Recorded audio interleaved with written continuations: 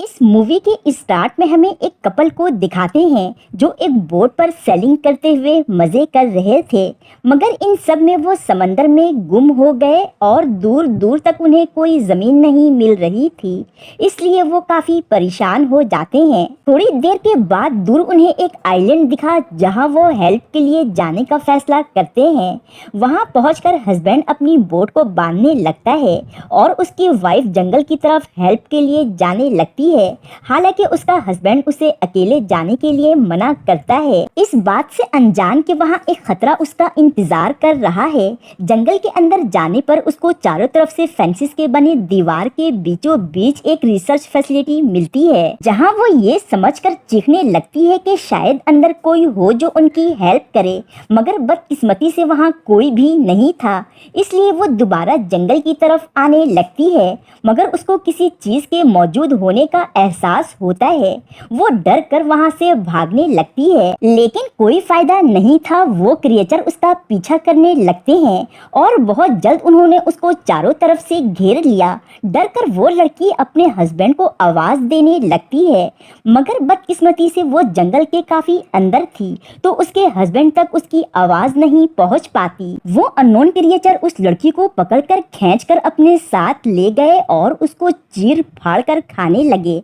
उसकी दर्द से भरी आवाज अब हस्बैंड तक पहुंच चुकी थी, इसलिए वो अपनी वाइफ को बचाने के लिए फौरन से जंगल में आता है, जहां उस पर भी वो क्रिएचर अटैक कर देते हैं। और यहाँ हमें पता चला कि ये क्रिएचर कोई और नहीं बल्कि डॉग्स हैं, जो कि आम डॉग से काफी अलग और खतरनाक थे। सीन शिफ्ट होता है और फिर एक प्लेन में दो भाई मैट और जॉन को दिखाते हैं, जो अपने बचपन के दोस्त नोआ, सारा, निकी के साथ उसी आइलैंड पर एडवेंचर और मजे करने आ रहे थे। इन दोनों भाइयों के बीच में इतनी अच्छी बॉन्डिंग नहीं थी। मैट और जॉन के अंकल का यहाँ एक फार्म हाउस भी था, मगर अब वहाँ कोई नहीं रहता था, क्योंकि कुछ साल पहले तक वहाँ एक रिसर्चर की टीम कुछ रिसर्च किया करती थी, मगर किसी वजह से गवर्नमेंट ने इस काम को रुकवा दिया और बस आज तक इस आइलैंड पर कोई भी नहीं आया। खैर, फिर ये सभी लोग वहाँ पहुंचकर फार्म हाउस के अंदर जाते हैं। मैट और जॉन गैराज में चले जाते हैं, जहाँ उनके अंकल की पुरानी गाड़ी भी थी, जिसको स्टार्ट करने पर वो चलने लगती है। उन्हें बहुत ज़्यादा खुशी होती है और साथ ही हैरानगी भी कि इतने सालों के बाद भी उनके अंकल की गाड़ी बिल्कुल ठीक थी। उधर सारा नोआ के साथ मिलकर किचन में जल्दी जल्दी एक ड्रिंक बनाने की तैयारी कर रही थी कि अचानक से लाइट चली जाती है। तब सारा नोआ के साथ बेसमेंट में जाकर फ्यूज चेक करती है, जो कि जल चुकी थी, और फिर ये लोग जले हुए फ्यूज को हटाकर सही फ्यूज लगा देते हैं, जिससे लाइट आ जाती है। जिसके बाद सारा अपनी ड्रिंक बनाकर बाहर बैठे सभी को देती है और फिर ये लोग खूब एंजॉय करते हैं, ड्रिंक करते हैं, स्विमिंग करते हैं। वहीं जॉन तीर से निशाना लगाकर प्रैक्टिस कर रहा था कि अचानक सामने से जर्मन शेफर्ड पपी आ जाता है, जो सारा को बहुत पसंद आया था, इसलिए वो उसको अपने साथ घर के अंदर ले जाती है। खैर, रात में जब ये लोग पार्टी कर रहे थे तो उनकी वाइन खत्म हो जाती है, जो लेने के लिए नोआ किचन में जाता है तो पपी भी उसके साथ चला जाता है। नोआ उससे कहता है कि उसे डॉग से ज्यादा कैट्स पसंद हैं। ये सुनकर पपी उस पर गुर्राने लगता है, जैसे कि उसे बहुत बुरा लगा हो। नोआ को भी कुछ अजीब लगता है, इसलिए वो वहाँ से चला जाता है। जिसके बाद पपी भी दरवाजे की एक छोटी सी जगह से बाहर चला गया था। सारा को उसकी फिक्र हो रही थी, क्योंकि वो पपी उसे बहुत ही पसंद था, इसलिए वो उसको ढूंढने के लिए जॉन के साथ बाहर जाती है और एक टॉर्च की मदद से कुछ देर ढूंढने पर सारा को वो पपी झाड़ियों में बैठा हुआ नजर आ जाता है। लेकिन इससे पहले कि सारा उसको पकड़ती, एक बहुत ही बड़ा सा डॉग उस पर अटैक कर देता है और सारा के पैर पर बाइट भी कर लेता है। इससे पहले कि जॉन कुछ करता, वो डॉग अपनी पपी को लेकर वहां से भाग जाता है। इसके बाद जॉन सारा को लेकर वापस घर में आता है। कुत्ते के काटे हुए जख्म को देखकर सभी को सारा की फिक्र हो रही थी, क्योंकि अगर इलाज ना किया गया तो सारा को रेबिस भी हो सकता था, जिससे उसकी जान भी जा सकती है। मैट और निकी कहते हैं कि हमें सारा को शहर ले जाकर इलाज करवाना चाहिए, लेकिन जॉन कहता है कि ये कोई इतना बड़ा मसला नहीं है, हम कुछ दिन रुक कर भी जा सकते हैं। सारा अपने दोस्तों की पिकनिक खराब करना नहीं चाहती थी, इसलिए वो कहती है कि मैं बिल्कुल ठीक हूँ, कुछ नहीं होगा मुझे, हम एक हफ्ता तो यहाँ एंजॉय कर ही सकते हैं, इसके बाद शहर जाकर मैं हॉस्पिटल चली जाऊंगी। खैर मिडनाइट जब जॉन पानी पीने के लिए किचन में जाता है तो वो सारा को विंडो के पास खड़े देखकर उसके पास चला जाता है। सारा काफी अपसेट लग रही थी और वो जॉन को देखकर उसके करीब आते हुए उसको जोर से किस करने लगती है, जिससे जॉन को पेन होने लगता है और वो सारा को हटाने की कोशिश करता है, जिससे सारा एकदम से होश में आ जाती है और जॉन को गुड नाइट कहकर वहां से चली जाती है। इसके बाद सुबह का सीन दिखाते हैं जब सभी लोग नाश्ता कर रहे थे, लेकिन सारा बहुत ही अजीब बिहेव कर रही थी। वो बिल्कुल ऐसे खाना खा रही थी जैसे कि कई दिनों से भूखी हो, यहाँ तक कि उसने नोआ का भी ब्रेड खा लिया। सबको ये बात काफी अजीब लगी। इसके बाद जॉन मैट और नोआ को अपने साथ लेकर जंगल में शिकार पर जाने लगता है, लेकिन सारा की हालत देखकर निक्की नहीं जाती और वो सारा के पास ही रुकती है। जंगल में काफी देर घूमने के बाद भी उन्हें शिकार के लिए कोई जानवर नहीं मिला, इसलिए नोआ थक कर एक जगह बैठ जाता है और फोटोग्राफी करने लगता है। जॉन मैट के साथ आगे निकल गया। कुछ देर के बाद नोआ को अपने चारों तरफ से खौफनाक आवाज आने लगती है। वो डर से चीखने लगता है, तभी चारों तरफ से उसे बहुत सारे कुत्ते घेर लेते हैं, जिससे बचते हुए वो जंगल की तरफ भागता है। मगर जैसे वो आवाजें तो नोआ का पीछा कर रही थी, लेकिन जैसे तैसे भागते हुए वो मैट और जॉन तक पहुंची जाता है और उन्हें सारी बात बताता है। तभी अचानक से उनके सामने वही आदमी आ जाता है जिसको हमने मूवी के स्टार्ट में देखा था, जो कि काफी जख्मी था और उसके साथ इस जंगल में जो कुछ भी हुआ वो सब उन्हें बताने की कोशिश करता है। मगर तभी एक बड़ा सा कुत्ता अपने ग्रुप के साथ मिलकर उस आदमी को पहाड़ से नीचे गिरा देता है और जिंदा ही खाने लगता है। जॉन उस आदमी को बचाने के लिए आगे बढ़ता है, मगर मैट और नोआ उसको वहाँ से फौरन चलने को कहते हैं, क्योंकि हो सकता था कि सारा और निकी भी घर से बाहर हो। जब ये लोग घर के करीब पहुंचे तो निकी और सारा स्विमिंग करके आ रही थी और उनके पीछे बहुत सारे कुत्ते थे। ये तीनों लड़के सारा और निकी को खतरे के बारे में बताते हैं।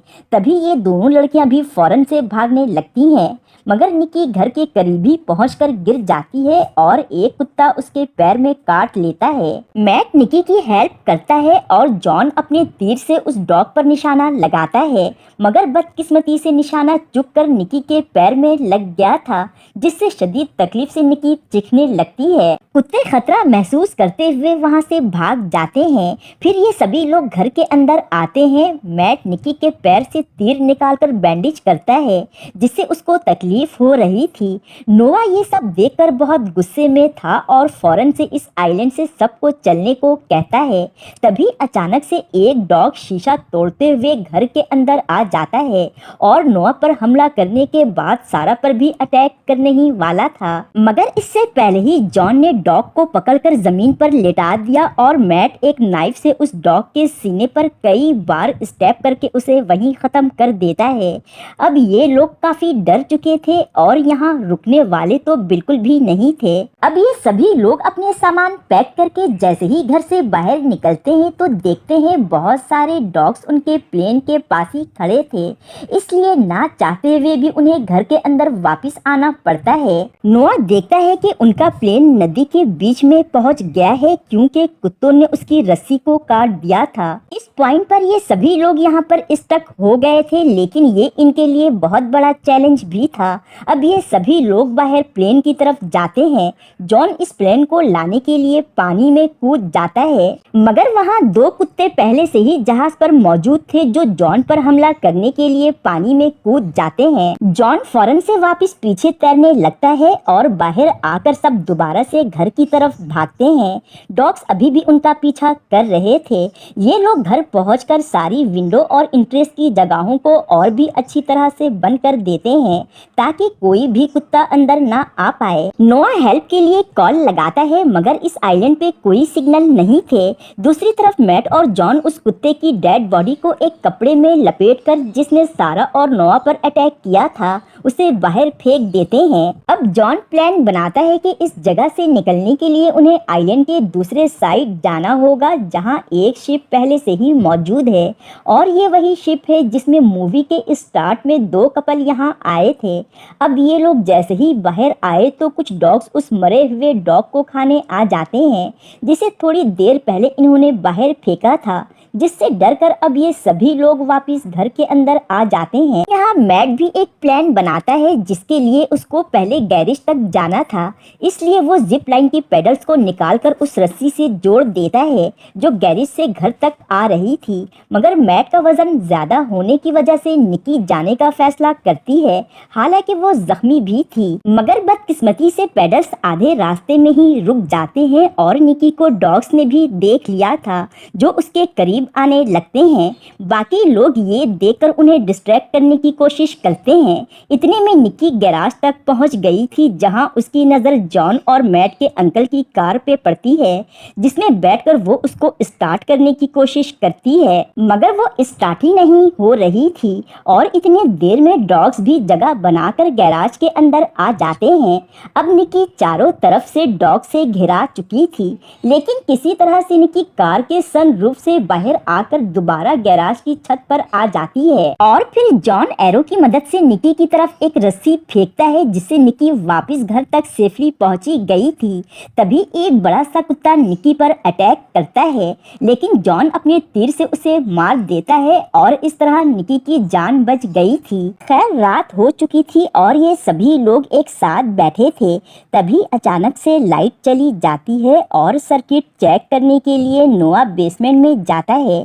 तभी वहां उसको कुछ आवाज सुनाई देती है। जब उसने झुककर एक जगह देखा तो वहां भी एक डॉग छुपकर बैठा था जो उस पर अटैक करके उसको वहीं खत्म कर देता है। बेसमेंट से आवाज सुनकर बाकी लोग भी जब वहां आए तो नोआ को मरा हुआ देखकर काफी डर जाते हैं और अब सारे डॉग्स ने भी उनके घर को घेर लिया था और अंदर आने की कोशिश कर रहे थे। इनसे बचने के लिए ये सभी लोग ऊपर की तरफ मौजूद एक कंपार्टमेंट में जाने लगते हैं। इन सब में मैट पर भी एक डॉग अटैक कर देता है, मगर वक्त रहते में जॉन ने मैट को बचा लिया और सब ऊपर वाले कंपार्टमेंट में आ गए। किसी तरह वहाँ रात गुजारने के बाद ये लोग सुबह नीचे आते हैं ये देखने के लिए कि अभी वहाँ डॉग्स थे कि नहीं, लेकिन अभी पूरा घर बिल्कुल खाली पड़ा था। इस बात का फायदा उठाते हुए मैट और जॉन दोनों गैराज की तरफ जाते हैं ताकि अपने अंकल की कार को स्टार्ट कर पाएं, लेकिन वो स्टार्ट नहीं होती है। मैट कार को काफी देर तक धक्का लगाता है, तब जाकर गाड़ी स्टार्ट हो जाती है, मगर आवाज होने की वजह से कुत्तों ने उन्हें देख लिया और अब वो उनके पीछे पड़ गए थे।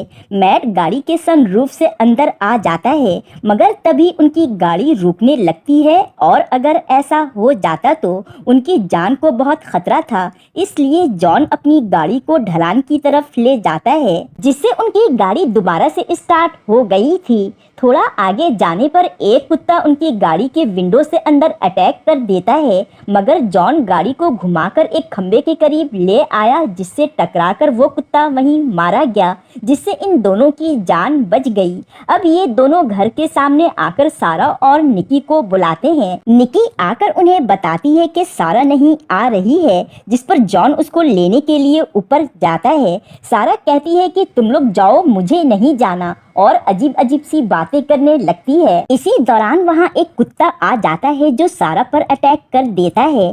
सारा जॉन से जाने का कहकर खुद उस कुत्ते से लड़ती है और इसी दौरान सारा उस कुत्ते को लेकर खुद भी खिड़की से जंप करते हुए एक खंबे पर गिर जाती है, जिससे दोनों की मौत हो गई थी। वहीं निकी, मैट और जॉन वहां से भाग जाते हैं और उसी रिसर्च फैसिलिटी में आ गए थे, जहां पहुंचकर इन लोगों को उन कुत्तों पर होने वाले एक्सपेरिमेंट के बारे में पता चला कि उनको जेनेटिकली मॉडिफाई करके उनकी उम्र 15 से 60 साल कर दी गई थी और उन्हें आम कुत्तों से कई गुना ज्यादा इंटेलिजेंट भी बना दिया गया था। इसके बाद निकी वहां पर मौजूद रेडियो को यूज करने की कोशिश करती है, जो कि ऑफ था, जिसको ऑन करने के लिए वो लोग नीचे जाते हैं। जॉन बैटरी के वायर को जोड़ने की कोशिश करता है, मगर सिग्नल नहीं आ रहे थे क्योंकि टावर पर उसके तार कटे हुए थे, जिन्हें ठीक करने के लिए जॉन बाहर जाता है और टावर पर चढ़कर जैसे ही उसने उन वायर्स को जोड़ा तो नीचे सर्किट में आग लग जाती है और चारों तरफ तेजी से फैलने लगती है। जॉन को भी काफी जोर का झटका लगा था, जिससे सीधे वो टावर से नीचे गिर गया था। वहीं डॉग्स ने भी जॉन को देख लिया और अब वो जमीन खोदकर फेंस के दूसरे पार आने की कोशिश करते हैं। उधर हर तरफ आग फैलती जा रही थी। निक्की जब कंपाउंड से बाहर आने के लिए गेट के पास आई तो वहाँ पहले से ही काफी सारे कुत्ते खड़े थे और दूसरी तरफ आग थी, यानी कि दोनों तरफ ही खतरा था। निक्की को अचानक से उन कुत्तों को मारने का आइडिया आता है और वो वहाँ पर रखे एक गैस सिलेंडर को खोलकर रख देती है और इसके साथ ही दरवाजा खोलकर सारे कुत्तों को अंदर आने देती है। गैस की वजह से वहाँ एक बहुत ही बड़ा सा एक्सप्लोजन होता है जिसमें सारे कुत्ते मारे जाते हैं। मैट और जॉन जो अभी बाकी कुत्तों से लड़ रहे थे उनकी जान भी बच गई थी, क्योंकि एक्सप्लोजन की आवाज सुनकर वहाँ से सारे कुत्ते डरकर भाग जाते हैं। जॉन और मैट को ये लग रहा था कि निक्की भी ब्लास्ट में मारी गई होगी, तभी अचानक से बहुत सारे कुत्ते उन्हें दोबारा घेर लेते हैं। अब उन्हें लग रहा था कि वो इनसे बच नहीं पाएंगे, मगर तभी निक्की एक गाड़ी लेकर बाहर आती है और उन कुत्तों को कुचलते हुए मैट और जॉन को गाड़ी में बैठाकर आइलैंड की तरफ निकल जाती है। दरअसल निक्की कंपाउंड के दूसरे गेट से गाड़ी लेकर ब्लास्ट होने से पहले ही निकल गई थी। जॉन जब टावर पर चढ़ रहा था तो उसने आइलैंड के दूसरी तरफ एक बोट देखी थी जो मूवी के स्टार्ट में दिखाए गए कपल की ही थी। ये लोग अब आइलैंड के उसी पार्ट पर जाने लगते हैं। निक्की फुल स्पीड में गाड़ी चलाते हुए लेक में चली जाती है, जिसके बाद ये लोग स्विमिंग करते हुए बोट पर चढ़कर उस आइलैंड से चले जाते हैं और वो कुत्ते बस उन्हें देखते ही रह गए। जब ये लोग इस आइलैंड से बहुत दूर आ गए तो जॉन शिप का नीचे वाला कंपार्टमेंट खोलता है, तभी वहाँ एक कुत्ता उसके अंदर पहले से ही छुपा बैठा था और यहीं पर ये मूवी इसी सस्पेंस के साथ खत्म हो जाती है। Thank you for watching.